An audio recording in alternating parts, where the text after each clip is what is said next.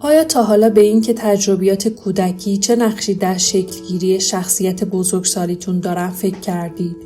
این موضوع از آغاز علم روانشناسی تا به حال همیشه داغ و بحث برانگیز بوده. تروماهای دوران کودکی شخصیت بزرگسالیمون رو میسازن. تروماهای عاطفی و فیزیکی طرز فکر، نحوه رفتار و خصوصیات اخلاقی ما رو شکل میدن و حتی ما رو مستعد ابتلا به برخی از بیماری‌های جدی روانی میکنن. در این ویدیو تاثیر تروماهای کودکی رو روی شخصیت افراد بررسی خواهیم کرد. شماره 1. کمالگرایی. آیا شما فردی کمالگرا با سطح انتظارات بالایی هستید؟ آیا این کمالگرایی مانع پیشرفت شما میشه و شما رو به فردی مضطرب و استرسی تبدیل میکنه؟ بر اساس تحقیق منتشر شده در مجله تحقیقات و شخصیت، ارتباط مستقیمی بین تروماهای کودکی و کمالگرایی نشان داده شده. کمالگرایی نتیجه انتظارات بالای والدینتون از شماست. نمره 19 برای اونها قابل قبول نیست و همیشه انتظار نمره 20 دارن.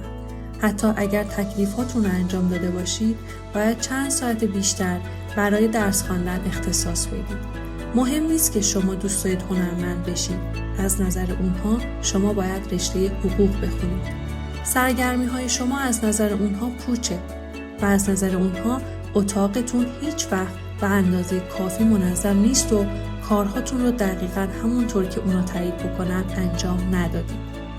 اگر والدین شما چنین رفتارهایی از خودشون نشون دادن، قطعاً احساسات منفی ناشی از حس ناکافی بودن رو تجربه کردید. هرچه سعی می‌کنید که خودتون رو به سطح خواسته ها و انتظارات اونها برسونید، طرز فکر شما در بزرگسالی نیز در این راستا شکل میگیره. وقتی احساس می‌کنید کاری رو در حد عالی انجام ندادید، دچار اضطراب میشید که این اضطراب میتونه منجر به افسردگی بشه، زیرا هرگز از زندگی خودتون احساس رضایت ندارید. شماره 2. اختلال خوردن و تغذیه. آسیب‌های روانی گاه هم بر جسم افراد هم تأثیر می‌ذارن. بر اساس نتایج تحقیقات انجام شده، ارتباط مستقیمی بین بی‌اشتهایی، اختلال پرخوری و آسیب‌های عاطفی دوران کودکی وجود داره. اگه والدینتون بیش از حد روی ظاهر شما متمرکز شدن، ممکنه شما دچار اختلال خوردن شدید. اختلال خوردن و عادات غذایی ناسالم تبدیل به مکانیزمی برای مقابله با احساسات منفی میشن.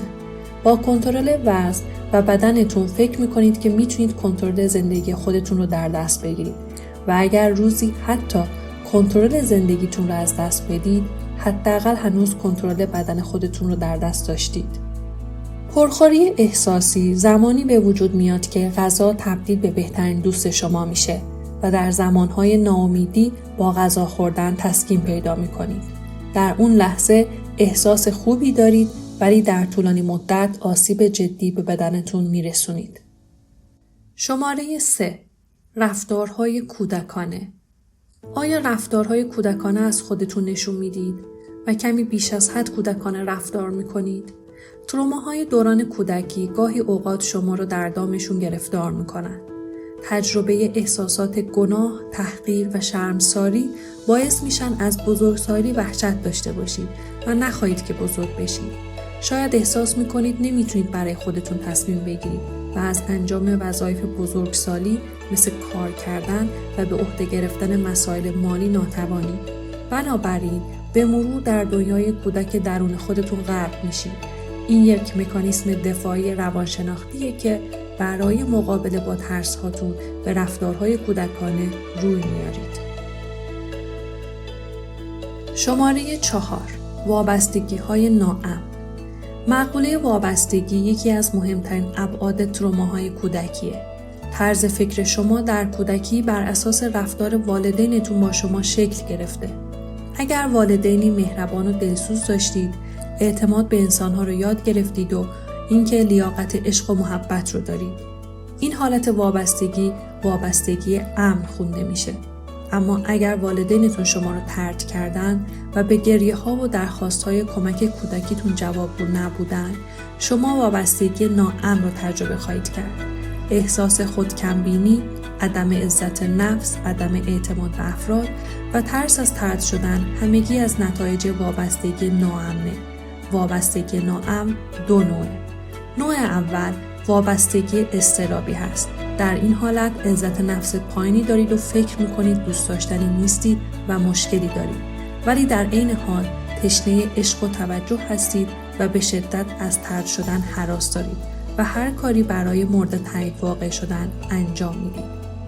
نوع دوم وابستگی اجتنابی هست. تروماهای کودکی همیشه باعث نمیشن که تصور و ذهنیت بدی از خودتون داشته باشید. برعکس خودتون رو قوی و مستقل میدونید.